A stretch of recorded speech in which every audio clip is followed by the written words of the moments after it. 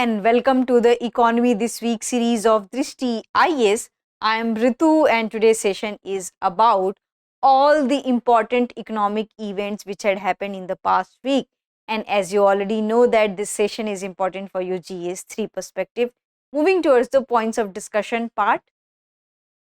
So, first of all, we are going to discuss about the job crisis. Then we are going to discuss about the rural household, now agricultural. Then we are going to discuss about the importance of digital infrastructure, and then we are going to discuss about shrinkage of middle class. So these are all topics which we are going to cover up in today's session. Coming to the news part.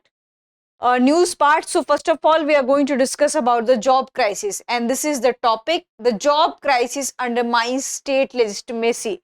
So recently what we have seen that Nobel Prize in Economics had also discussed about the social institutions of the country, and if the institution of the countries are in a good position, then there are high chances that country would economically prosper.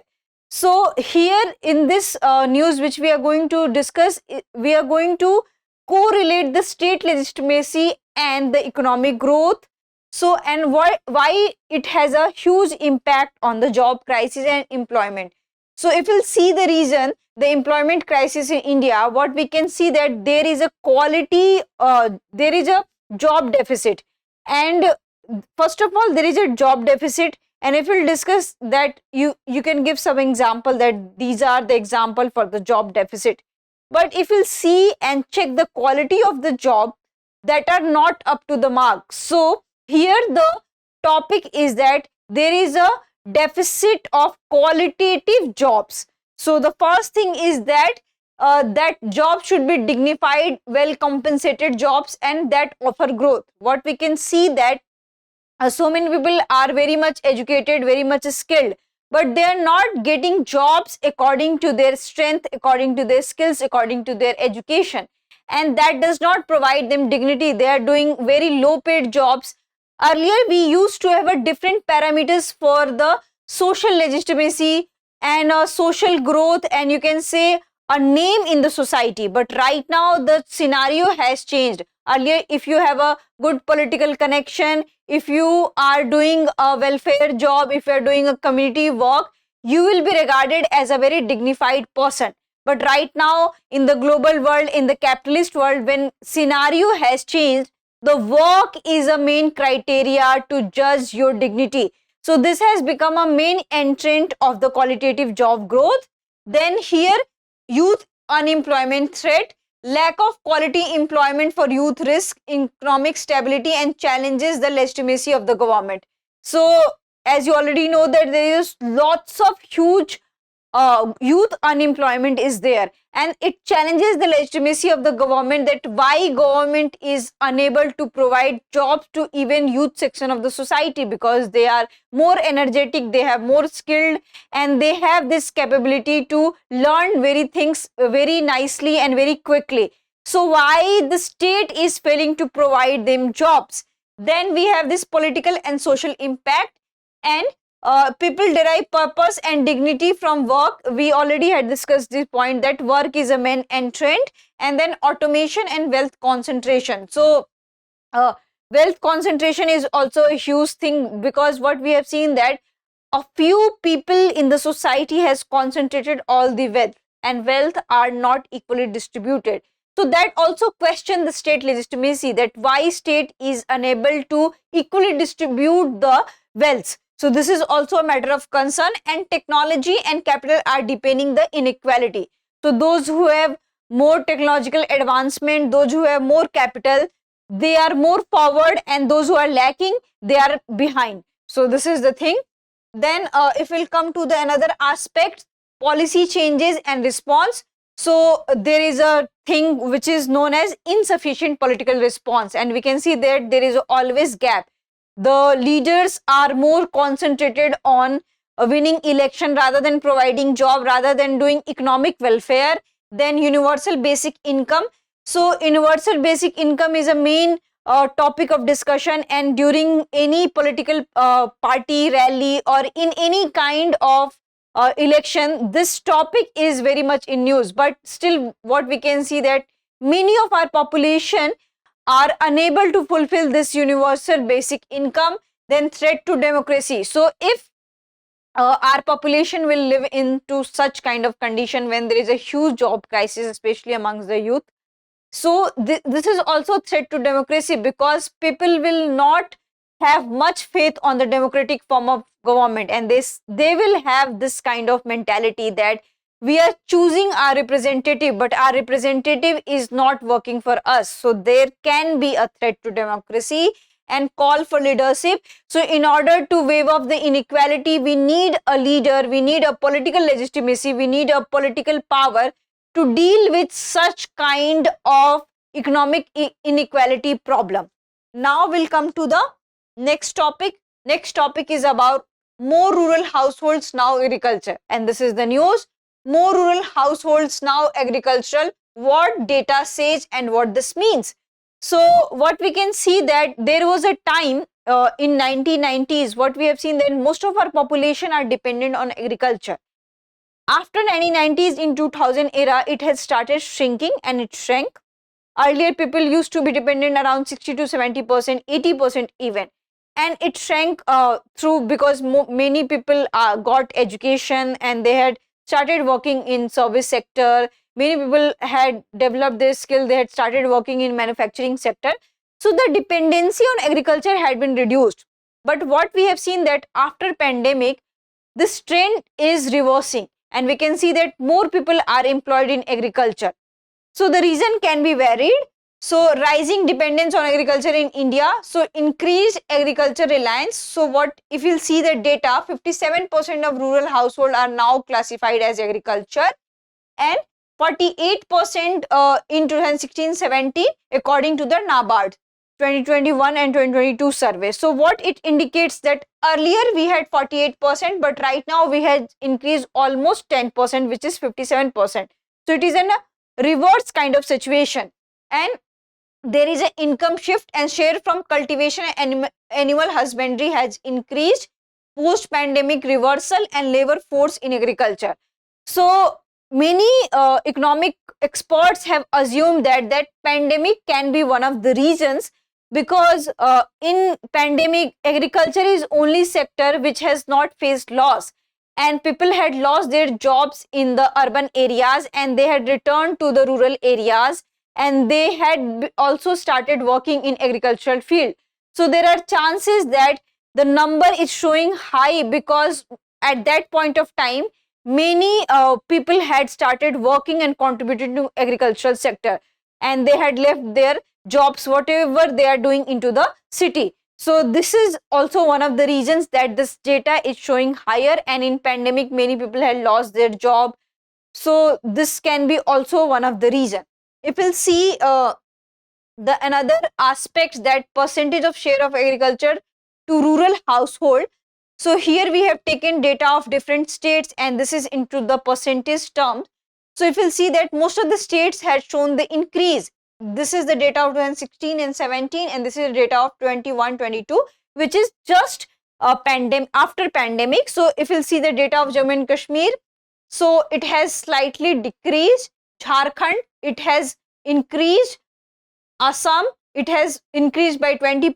Uttar Pradesh, it has slightly increased. Chhattisgarh, it has increased in a large number. Rajasthan also slightly increased. Madhya Pradesh, it has increased. Himachal Pradesh, it has decreased. Odisha, it has increased. Maharashtra, it has increased in a huge number. Haryana, it has increased in a huge number. Tamil Nadu, it has increased in a huge percentage. From 13%, it has become 57%, which is very huge.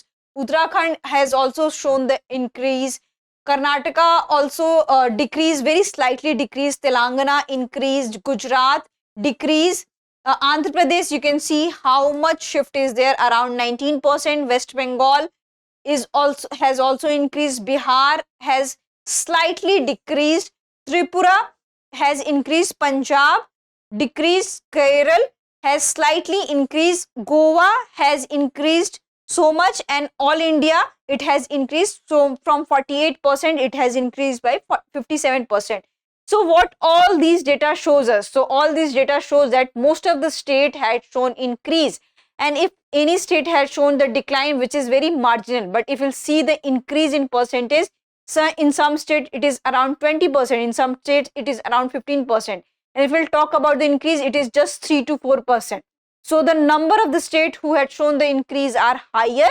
So here we'll come to the another aspects, understanding the paradox of agriculture employment. So we can see that there is a manufacturing in job deficit, and because of the pandemic and because of the other reasons also, lack of investment, people are losing their jobs in manufacturing sector, and we can see that it has decreased. Despite economic growth, job creation in manufacturing has stagnated, with employment at 11.4% in 2023, 4 lower than in prior years. Sectoral employment rate surplus agriculture labor often shift to low productivity in formal sectors like trade, construction and hospitality rather than manufacturing, and regional variation.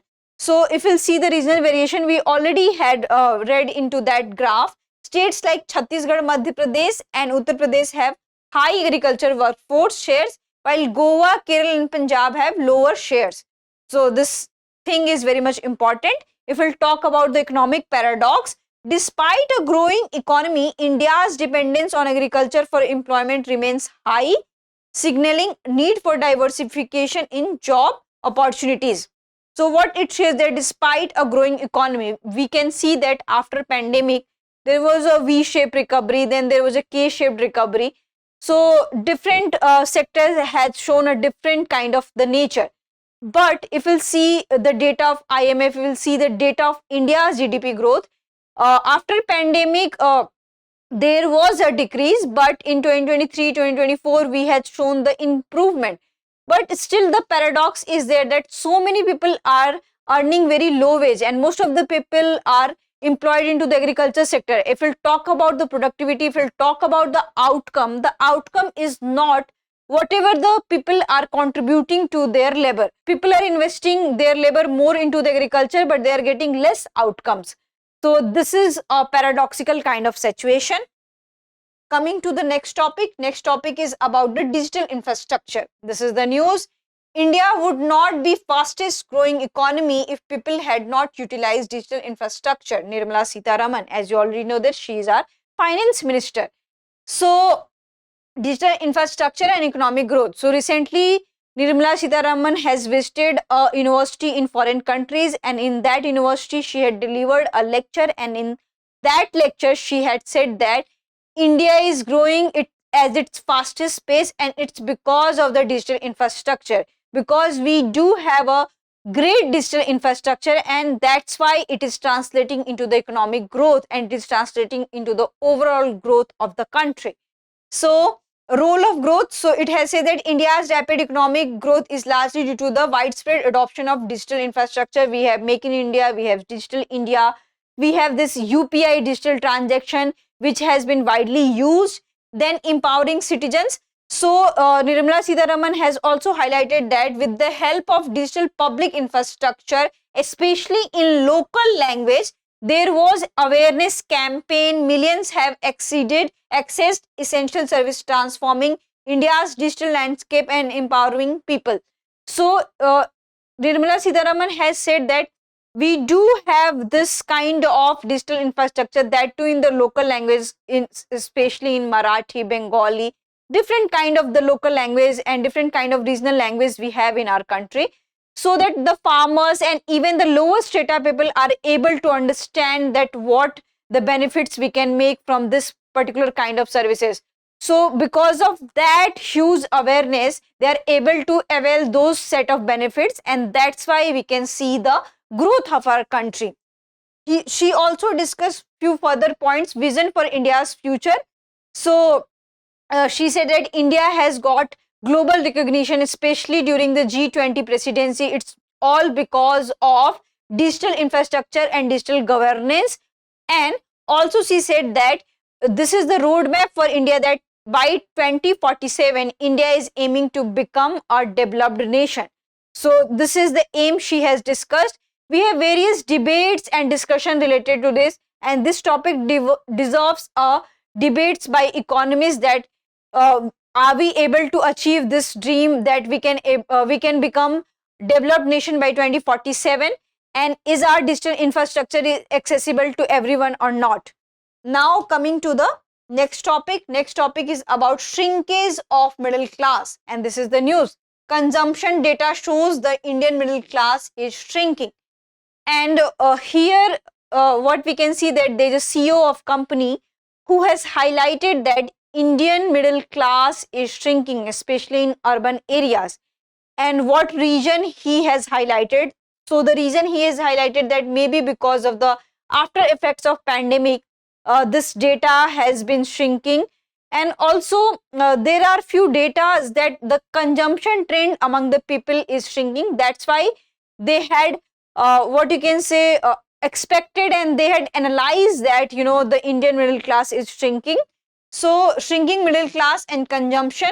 So Nestle India Suresh Narayan had highlighted that there is a persistent slowdown in FMCG sales, pointing to a shrinking middle class, and also include high inventory into the auto sector. So he has given example that earlier we used to have a lot of sell for the automobiles and cars, but what we can see that percentage has decreased, and now people are more focusing on the two-wheelers. So it says that the paying capacity, the consumption capacity has decreased, and hence the percentage of low middle class has decreased.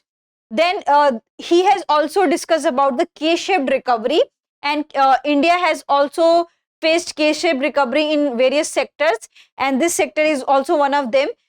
In K-shaped recovery, what happens that after recession, the society was unequal, and its after effects can be seen after recession, that few sectors boom in a very high altitude and few sectors shrink in a very high altitude. So this is a K sector. Suppose that if agriculture sector is booming, then manufacturing sector is declining. So this is called as a K-shaped recovery. So India has also faced into some sectors. If we'll come to the another aspect of this, structural issues and comparison with China. So what we can see that the Indian middle class has also declined this tendency of, because income has decreased, so there is also decline in saving tendency, and that's why there is a decline in consumption tendency. So all these income, savings and consumption, all these things are correlated. And they had also highlighted the example of China. In China, the middle class has increased, but in India it has decreased. And if you'll see that India's middle class growth lags significantly behind China's, with only 3% of Indians living on over $10 per day. This is a very what you can say worrisome situation for the country. In 2016, compared to the China, 61% of the China have this kind of things.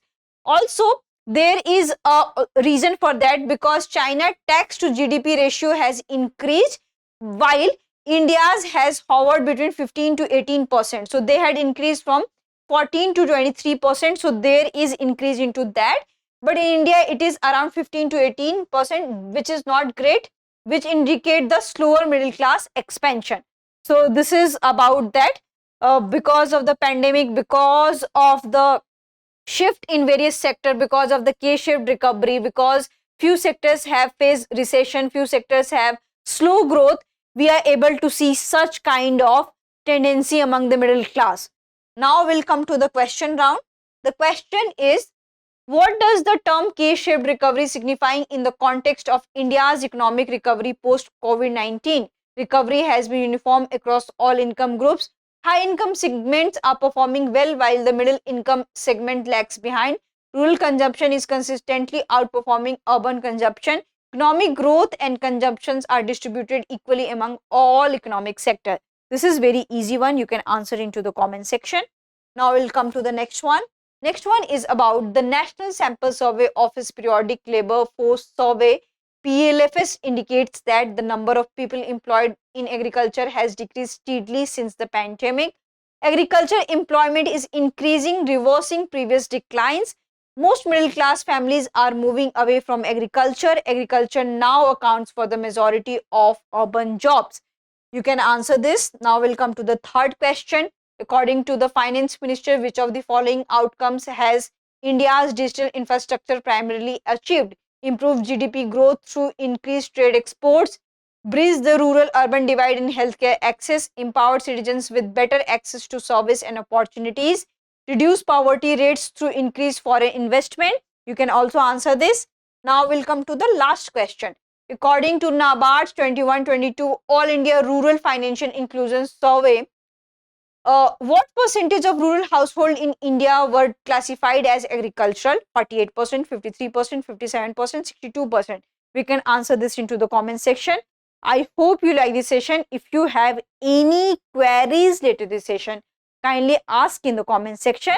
And before wrapping to the session, I want to remind you that we have this 40% discount on GS Foundation course. The link is in the description. You can avail your benefits. Thank you. Have a nice day. For more informative content, like, share and subscribe, and do not forget to press the bell icon to get the notifications.